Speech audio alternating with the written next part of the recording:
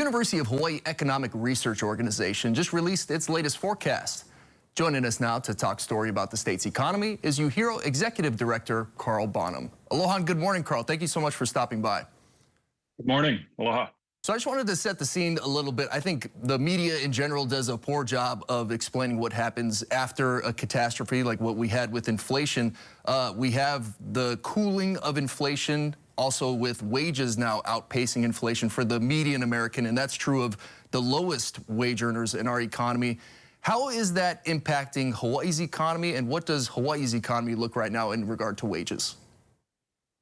Yeah, so it's true that throughout 2023, wage growth overall outpaced inflation, and inflation had peaked around 7.5% in Hawaii, and had come down pretty sharply down into the 2% range by middle of 2023. Unfortunately, it began to reaccelerate in the very tail end of 2023, up to almost 4%. So that's a pretty sizable move, but wage gains were still outpacing inflation. So for the year as a whole, we saw real income and real wages rising, and we're talking about over 2% growth in real personal income, and that's in contrast to almost a 6% decline in 2022.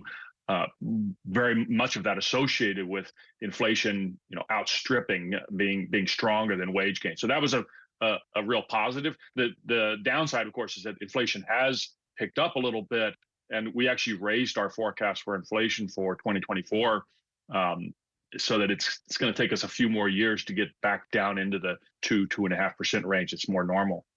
And this comes as we have very low unemployment rates. What does UHERO see happening in 2024 and moving forward from that? Yeah, so 2024 is the way that we're describing it in the report is that we sort of completed the recovery from the recession, the downturn that was induced by the pandemic. And so that means growth rates are naturally going to be a little bit lower, right? You've had sort of this bounce back growth.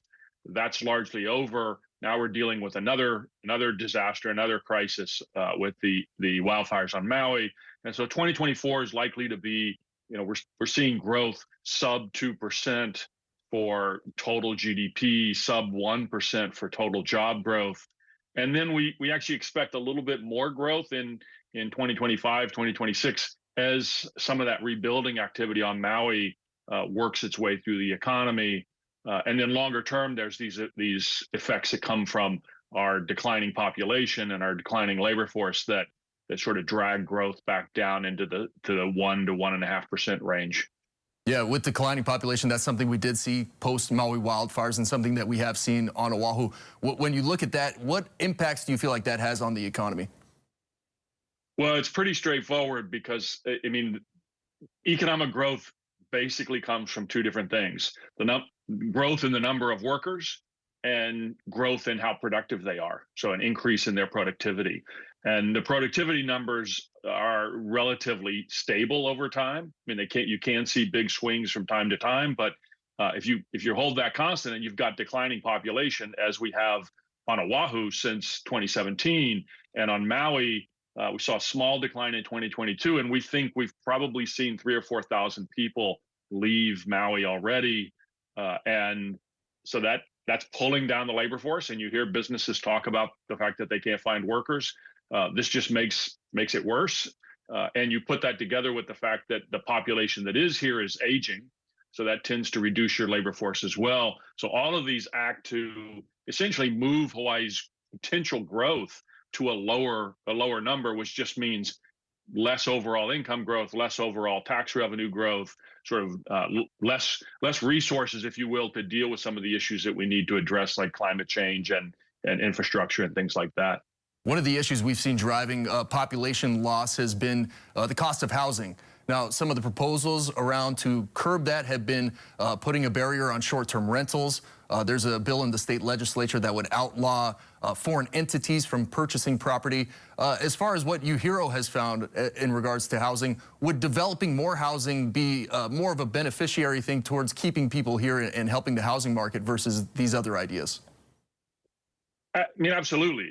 There's good evidence that nationally that places that have done things like loosen up their zoning requirements so you can build more density, you can build more units, say, on a single family lot. Has resulted in increased home production that has held down home prices and rents, even as population grows. So if obviously with declining population, there's a little less pressure on housing, but bringing housing prices down is going to require an increase in supply. All right, Dr. Carl Bonham with the University of Hawaii Economic Research Organization. Thank you so much for joining us this morning and sharing your insights. Mahalo. Aloha.